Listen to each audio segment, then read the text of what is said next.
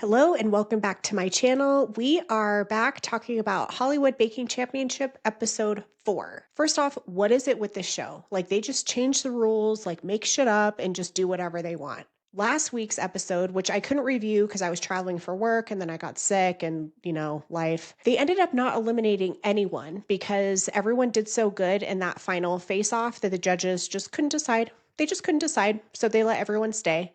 If I was one of the bakers that wasn't in the bottom and not at risk for going home, I would have been pissed. Like, pissed. Don't do this to me. I like rules. We have rules for a reason. They make me feel safe. Don't mess around with the rules, okay? Follow the structure you have given us, okay? No surprises. Okay, before we go any further, spoiler alert in about 10 seconds. If you don't want that to happen, and if you haven't watched the episode, head over to Food Network, check it out, and then come back here. Now, this week, because of last week, 2 bakers are going home. And also, another surprise, they decided to just cut one of the challenges. So now everyone is baking for their life, but times 2 because 2 people are going home. This week's challenge was pretty fun. They had to make cryptic message desserts. So they had to hide some kind of like creepy message within their dessert and then reveal it in a creative way. I personally like the ones that involved fire, but let me know what you think. They also had some different flavors this time, like pandan, which is a type of vanilla, ube, rosewater, saffron, and then some normal ones like fig and pineapple. Also, saffron. What is saffron? Isn't that like a savory seasoning? Why don't we just use poultry seasoning? Why don't we just use that? Because we're just breaking all the rules, apparently. Corey got that, wasn't happy about it. I don't blame him. But he's been doing really good. He was at the top last week, and he actually won this week with a flavor that he was not excited about. So you just never know. It was funny at the judging. Stephanie loved it. She said that it had a round flavor. What's that like? What does round taste like? Let me know.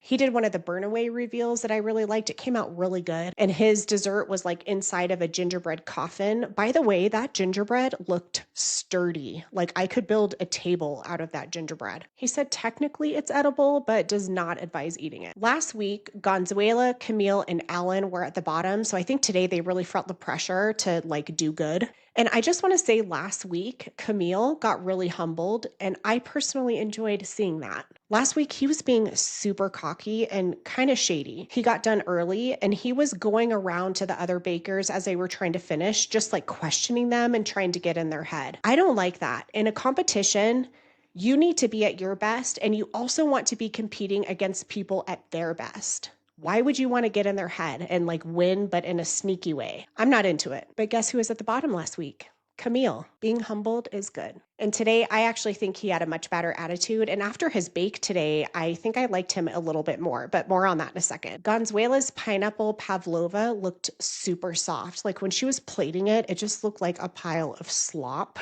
And it wasn't. I'm sure it tasted really good. But the judges mentioned that too, that it was just like way too soft. How do you make a pavlova harder?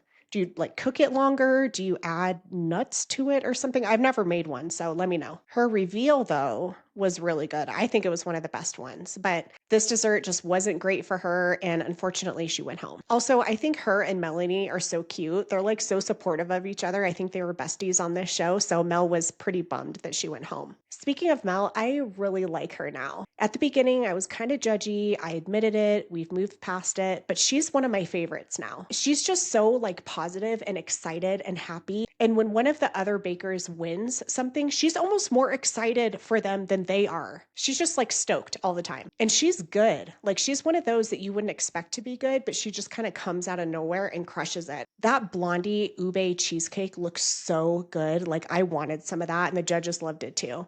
And her reveal was cute. I prefer the braiding ones, but it was still cute. So good job, Mel. You crazy, but good job. All right, Megan's spider cake. First off, those eyes looked so creepy. And after Stephanie was raving about those candied kumquats, I wanted some of those, like sent to me now. Her reveal, I think, was like the second worst reveal today.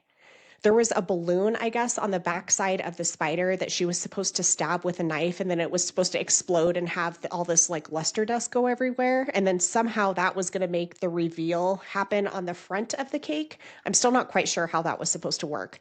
First problem, she stabbed the balloon and it did not explode. It was more just like a like a little fart, and it looked like the spider farted a little bit, and then nothing happened on the front. So she was literally like scraping away at the front of the cake to reveal the message. Like it was bad. It was clumsy and it was bad. She made a kumquat curd, which sounded delicious, but I guess it was way too soft and it just like soaked into the vanilla cake and made it kind of soggy.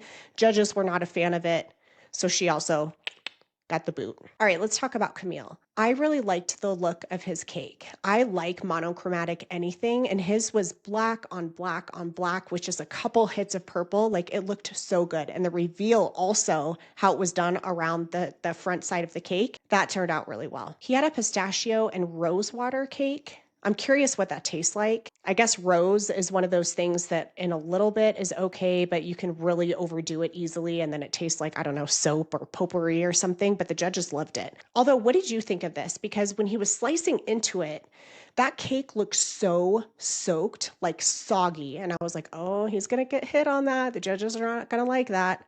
They didn't say anything about it. So I don't know if it was the camera angle or what, but they loved it. So what do I know? And he looked happier today. And can I say younger? He was smiling more. He just seemed to be having fun. Maybe he's not taking himself so seriously. I think he puts a lot of pressure on himself because he's the only classically trained pastry chef. And so maybe he thinks that he should just like win every challenge, but don't discount home bakers. I've seen home bakers win these competitions before. So just because you're a classically trained chef doesn't mean you're going to win. But I love the attitude between Camille and Megan.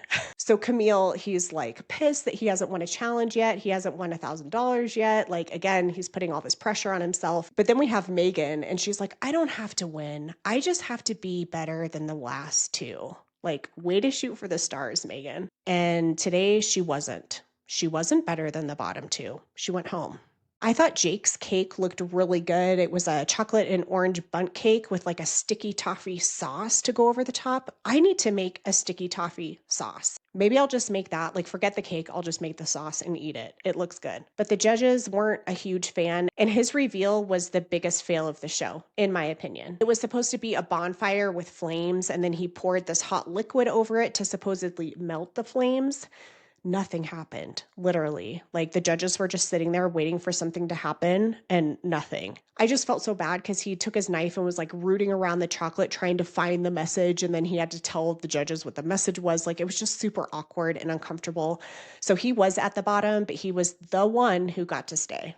Alan, who was in the bottom last week, got that funky vanilla pandan flavor. And it was funny too, when he was describing it to someone, he has an accent. So he was saying nutty, but it sounded like naughty. And I was like, a naughty flavor? What is that? Oh, nutty. Okay, got it. Took me a sec. His witch book was really good, but the reveal on it was kind of meh.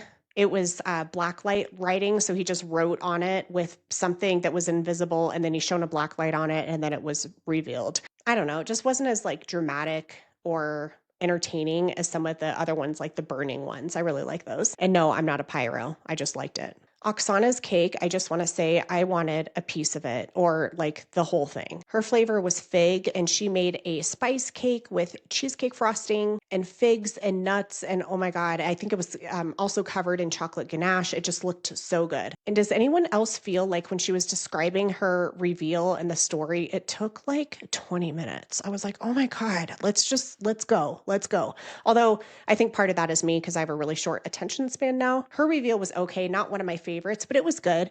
I definitely respected the work that went into it because she made basically like a chocolate box, which is not easy. And then she had doors that opened, again, not easy. And the whole cake kind of like came out like it was almost like a car being parked in a garage, but she was pulling it out. So a lot of engineering. It just, again, I apparently like things to be lit on fire. I definitely got some inspo with some of the flavors this week, so that was kind of fun. And we've only got 8 bakers left, and I know that the challenges are just going to get harder, and also probably the judges' costumes are going to get way crazier. How long does it take them to get ready for these shows? I'm curious. Zach was a demon dentist. I'm a dental hygienist, and can we just stop with the dental jokes? Like, we are the brunt of so many jokes, it's crazy, but the costume was pretty good. I liked Carla's too. Hers was an alien. As you can see behind me, I am a fan of aliens, although it covered her pretty face, so that was kind of a bummer. And then Stephanie's was so creepy. It was so well done, the makeup, but I was just like, kept having to check my face to make sure like that it was on straight. I don't know. That was a weird one. I'm curious what you thought of the episode, so let me know down in the comments. If you're enjoying these videos, please subscribe to my channel, and I will see you next time.